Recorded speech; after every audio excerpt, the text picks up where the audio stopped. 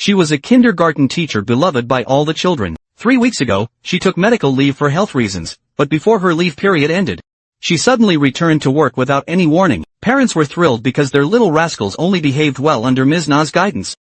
With her there, everyone felt completely at ease. Tomorrow is a child's birthday, so Ms. Na specially ordered a cake for him. She planned to celebrate in advance with all 66 children at the kindergarten, and asked the parents to have her driver deliver the cake later. The kindergarten was run from Ms. Na and her fiancé's home. After settling the children, Ms. Na went to meet her fiancé. He was a lawyer busy with a case, but he still remembered that tomorrow was also Ms. Na's birthday. After 7 years together, she remained strongly opposed to birthday celebrations, though she never explained why. This time, he persuaded her at length, until she finally agreed to a simple celebration. The media reported the Prime Minister's imminent arrival, hailing him as the only leader who could transform the nation. Ms. Na watched intently, her smile freezing as if she were calculating something. After her fiancé left, Ms. Na played cartoons for the 16 children. The children sat chattering in a circle, completely unaware of what was about to happen. Slipping away from the children, Ms. Na went to the bedroom and dialed emergency services. "What made you question Marcia?" After hanging up, Ms. Na drew the classroom curtains and locked every entrance, plunging the entire house into darkness. Sitting behind the children, Ms. Na kept stomping her foot, while nervously fidgeting with her earbud case.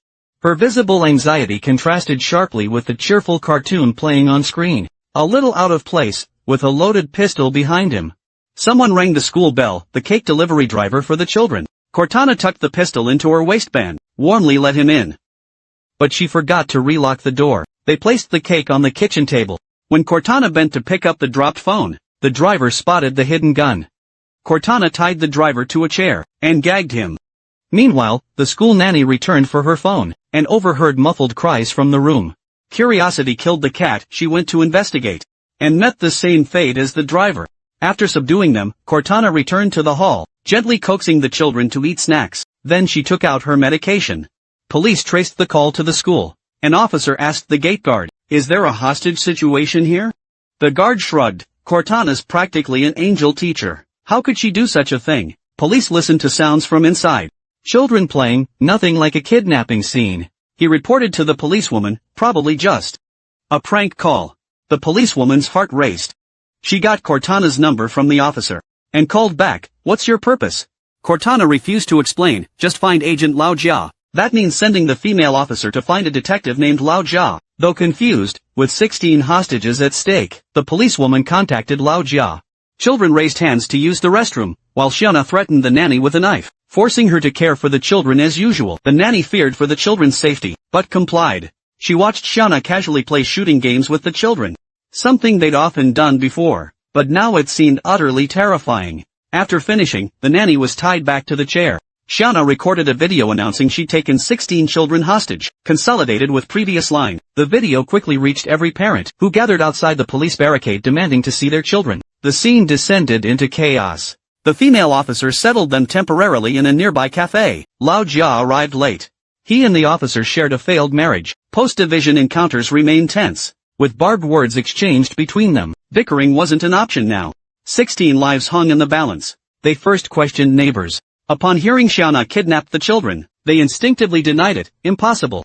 Xiana's kind, her engagement is smooth, financially stable. How could she do this? Consolidated with previous line. They clashed over next steps. The officer advocated storming the school, while Lao Jia feared reckless entry would endanger hostages. He insisted on hearing Xiana's demands first. Calling Xiana, Lao Jia learned why she demanded him specifically. "You're an exceptional investigator." He earned numerous medals from previous missions. Everyone hailed him as a super cop. Then Cortana shifted her tone and presented her first demand. The police must gather 50 million within an hour, transfer it to his bank account, and in exchange, he'd release one child. 50 million for just one child?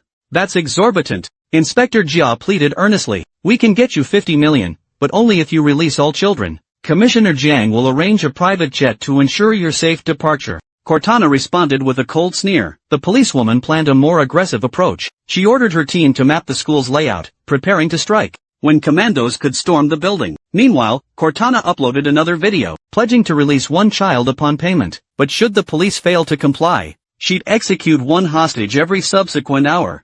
News reporters covered the Prime Minister's schedule.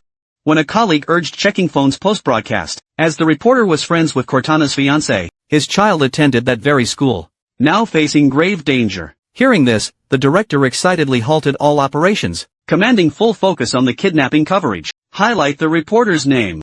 Show audiences he and his child are victims. Sympathy boosts ratings. This was exploiting tragedy for profit. Inside the school, Cortana played games with children, who innocently sang nursery rhymes in circles, unaware their trusted teacher stood behind them. He aimed at the back of their heads and recorded the scene. Reporters swarmed the scene, cameras and microphones at the ready, eager to capture Cortana firing her weapon, and secure the career-defining headline. Parents were already on edge. Witnessing this, they feared it would provoke Cortana further. He pounded the glass, shouting at reporters to leave immediately. As tensions escalated, higher-ranking officials were alerted. A policewoman assured him Cortana was a woman who wouldn't harm children. "Give me 2 minutes. I'll ensure the SWAT team rescues them safely." Officer Jia stormed off after hearing this. The superior also deemed the approach reckless, forbidding any action that might provoke Cortana. But the policewoman was determined to prove her point. She ordered the school's communication lines cut, directing SWAT to storm multiple entrances. Meanwhile, live broadcasts captured everything. Just before communications died, Cortana spotted the advancing team. Not to be trifled with, he thought.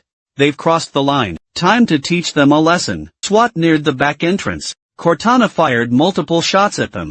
Then softening her tone, she told the children, "I'm chasing bad guys away. Cover your ears tight." She fired warning shots toward the front gate. Amid the chaos, she entered a room, grabbed a phone, connected to hotspot, and uploaded new footage. Cortana summoning a hostage before the camera's lens and her gun's muzzle. At the same time, it was aimed at him. After the gunshot, time seemed to freeze as the child's parents' legs gave way, and they collapsed to the ground. The nanny and driver stared wide-eyed in horror. No one had expected that Cortana would actually pull the trigger. This bullet shattered the policewoman's resolve. She could no longer confidently claim that Cortana would never harm the hostages. Dazed, she turned to leave, when Lao Jia stopped her this time. After the shooting, Cortana immediately comforted the children, until they became engrossed in cartoons again. Then her phone regained signal, with a bank alert confirming 50 million received, alongside thousands of hate messages, all of which she ignored. As she redialed Lao Jia, this time, she made 2 demands. First, find 2 people, Rak and Charan, who work at a school. A reasonable request. But when Cortana made her second demand, Lao Jia couldn't help but swear. It sounded impossible. Yet police feared refusing would repeat the earlier tragedy. Reluctantly, their superior agreed to approach the Prime Minister, while Lao Jia dispatched teams to locate Rak and Charan.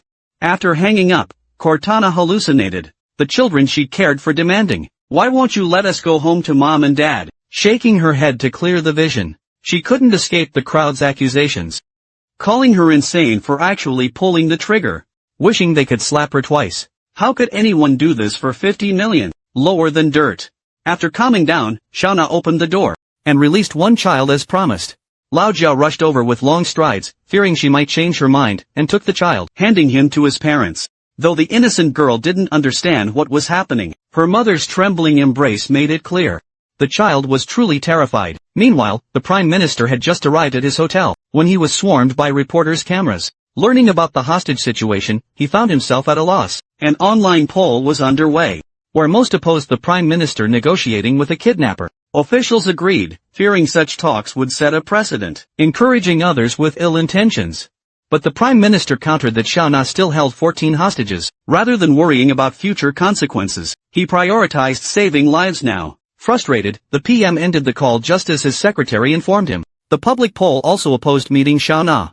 Even if hostages died without his intervention, he wouldn't be blamed. Hearing this, the Prime Minister walked to the window and sighed deeply. Faced with this dilemma, what choice should he make? Xiaona's fiancé rushed from work to the scene, immediately assisting Lao Jia to save both the children and Xiaona. As he sat, the fiancé noticed Lao Jia's gun had the safety off, ready to fire. Unaware of the fiancé's concern, Lao Jia questioned him extensively about Xiaona. Although eager to save lives, the fiancé had to patiently answer at this moment. He and Xiaona have been together for 7 years. Her father passed away 15 years ago, leaving only her mother as family. Hearing this, Lao Jia immediately instructed the fiancé to call Namu, but only an automated message replied, stating Namu's phone was switched off. Lao Jia then ordered officers to locate Namu's address. She then continued questioning the fiancé. 3 weeks ago, why did Xiaona take medical leave? And why did she return to the kindergarten early? The fiancé suddenly became agitated, refusing to answer. insisting on speaking with Xiaona. When Lao Jia finally agreed to his request, and dialed Xiaona, she recognized his voice instantly, and hung up without a word. Meanwhile, the Prime Minister saw Xiaona's new video. If the Prime Minister meets me, I'll release 2 more children. The secretary warned, your next election approaches. Ignoring public opinion could alienate voters, potentially costing crucial votes. The Prime Minister retorted, even if re-elected. Who answers for 14 hostages' lives? Shall we simply build a memorial when this ends? After deliberation, the PM overruled objections and had Lao Jia connect him to Xiaona. Hearing his voice, Xiaona promised immediate release of 2 children, then stated her next condition. I'll release all hostages, if you meet me face to face. This unrealistic demand left the Prime Minister silent.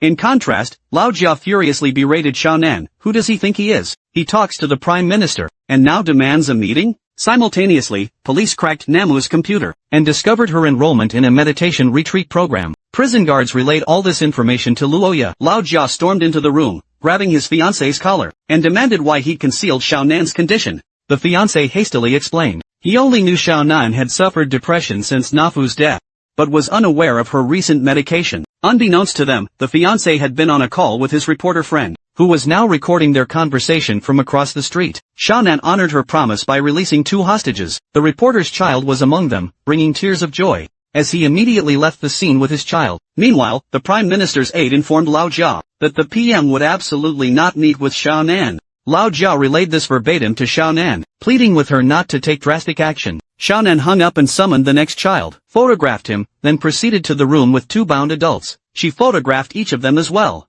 Only then did people realize besides the 12 remaining children, 2 adults were also in Xiaonan's custody. The aide was furious upon seeing the video. He'd never refused to meet Xiaonan. The secretaries had made that decision independently. The reporter took the recording to his TV station, and for sensationalism, publicly revealed Xiaonan's depression, portraying her as an unstable woman taking out her anger on children. As expected, Cortana immediately connected to the TV station after seeing the news. Even though it was a live broadcast, the production director deliberately delayed the feed by 8 seconds, to maliciously edit more explosive content. But the clever Cortana soon caught on. Police found Nam at the meditation center. He remained calm, asked no questions, as if he already knew what was coming. When break time arrived at school, Cortana coaxed the children to put on headphones, and sleep obediently in their designated spots. She then entered the room to show the 2 adults the voting results. Most people voted for the driver. Just as Cortana was about to act, the nanny begged to use the restroom first. But when Cortana untied her restraints, the nanny exchanged a glance with the driver. She lunged at Cortana, knocking her down and seizing the knife. After freeing the driver, Cortana scrambled forward trying to grab the fallen gun. The driver charged over and choked him violently. Though the driver was physically stronger, Cortana held the truth in her grasp. A gunshot rang out, severely injuring the driver's foot. The bleeding wouldn't stop. He lost all strength to resist. Cortana restrained both on chairs again and started broadcasting live, revealing the driver's injuries to the public. Cortana lit the birthday cake candles to celebrate the child's birthday. Children happily sang while cutting cake with Cortana's help, but Cortana's thoughts drifted. Over a decade ago, during her school days, she'd had many close friends. They'd celebrated her birthday on the school bus ride home. It should have been a carefree day. But then friends kept disembarking and leaving. Only she and 2 grown men remained on the deserted school bus. This suspicious-looking man is a friend of the bus driver. These 2 men would become Cortana's lifelong nightmare. This man is the luck that Cortana's been searching for. Now a local troublemaker who does nothing all day. Finding him wasn't hard. The policewoman quickly had her team bring him to the station. But the police never found any trace of the other man, Charan. Cortana received a text from Lao Jia saying, the Prime Minister is already on his way. He gathered the children and warned that bad men were coming soon, so they must hide silently in the room. Whoever stayed quietest would get the most chocolate. Just then, Lao Jia finally met Namu. He asked if she knew about Cortana's mission. As her fiancé tried to intervene, urging Lao Jia not to treat everyone connected to Cortana as a suspect, the treatment she received. But Namu confronted him directly. Lao Jia, do you truly not remember me? Case number 122 dates back over a decade, when Cortana was brutally assaulted by 2 men on a school bus. Her father fought for 2.5 years with no resolution, then tragically died of a heart attack. Her mother took up the cause, pleading with Lao Jia for justice. Back then, Lao Jia and the policewoman were still married, working on a medal-worthy major case, so they sidelined this minor one. But the mother's quest for justice never wavered. Lao Jia remembered all the duties he failed to fulfill as an officer.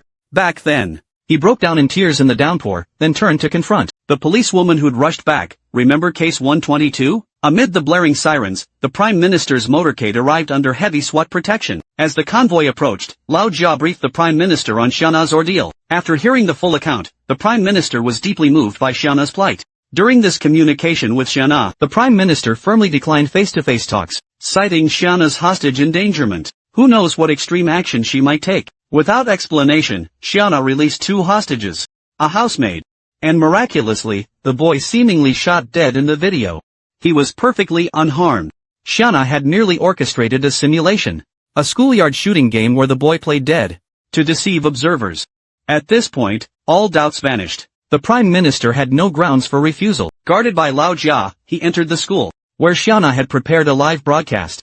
Viewers watched breathlessly, anxious about what outrageous demands Xiana might make next. As the participants settled, Xiana first displayed transaction records, the entire 50 million demanded from police, equitably distributed among assault survivors. She kept nothing, then revealed her true purpose. You enacted India's landmark Protection of Children from Sexual Offences Act. In 2012, Xiana addressed the Prime Minister. But why impose age restrictions? Victims range from 8-month infants to 70-year-olds. Official statistics show, Xiana continued, every 16 minutes, someone becomes a victim of assault on average, and that's just the official count. What about unofficial cases? Why can't we impose harsher punishments on criminals? No one can truly feel another's pain. No one can fully grasp what the victim and her family endured. Xiana says even now, when her fiancé embraces her, she still feels uneasy, because every interaction with a man triggers flashbacks of that nightmare. She also worries whether her fiancé would leave her if he knew about her past. But why must the victim bear all this suffering? Is it only when the victims die that someone will march by candlelight for them? Is it only possible to use hostages as bargaining chips in negotiations? Will people really hear their voices? Just like today, the police arrested Rutger Cortana. Then if the negotiations are over, when will Charan, another school bus driver who assaulted her, be arrested? The Prime Minister promised that he would work hard to investigate. Cortana wiped her tears and said there was no need for this because Charan sits behind the Prime Minister. That's right, it's the driver at the parents' house. 3 weeks ago, Cortana learned that parents had hired a new driver to pick up and drop off their children. It's Charan. Now he has changed his name and surname, and no one knows who he is. But Cortana will never forget. He was afraid that if Charan's nature did not change, so will his real child experience everything he has encountered? So his depression became severe and he took sick leave for a period of time to recuperate, and came up with all the plans during this time. Cortana picked up a gun and asked Charan to confess to the crime more than 10 years ago, but he refused to budge and wouldn't say a word. Premier Zhang was persuading Xiana to accept it. Chalan snatched the gun from Lao Jia's hand, but the safety that Lao Jia always kept off was unexpectedly engaged this time. The bullet failed to fire, yet this enraged him. Little Ona, Chalan met his deserved retribution, yet Ona still hadn't heard his personal confession. SWAT teams stormed the school and found the children, happily playing in the room, all unharmed. Finally, the Prime Minister returned to his official car, Nina's accusations resounding deafeningly in his ears. Nina was arrested, yet she felt no regret, for her outcry had finally pierced through this world of falsehoods and delays. That was enough. Others would surely rise with equal courage. And Nina had paid the price for her actions. Her question remained valid and would be remembered by many. The Prime Minister proposed amending the age limit in the bill, motivated not only by his position but also by her gender. 6 months later, Nina became a teacher in prison. Though her release seemed distant, yet her hostage-taking Thursday and her words would be etched in memory. People dubbed it India's Thursday of Awakening, as a Thursday became a psychological thriller told through female perspectives. The POCSO Act she cited was enacted in 2012, mandating severe punishment for offenses against minors under 18, and establishing speedy trial mechanisms. Yet in reality, due to inefficient enforcement and evidential challenges, many cases face prolonged delays or remain unresolved. Film uses Nina's extreme protest to highlight the crucial need for law implementation. Runtime, 128 minutes, based on Cortana's statistical analysis. By the time we finish watching, 8 more victims would have been assaulted. These are real events, tragically common occurrences in India. The infamous 2012 Delhi bus rape case, and the recent intern assault case, both happened right here. Yet countless victims remain silenced, which is why Cortana resorts to kidnapping. Students, this provocative approach gives voice to victims' deepest cry, see us, acknowledge our pain. The film's message isn't promoting violence, but awakening every viewer. What seems extreme is often the outcry of the perpetually ignored. Behind such extreme actions lie years of suffocated anguish. We say justice delayed is justice denied, But what about those who can't survive the wait?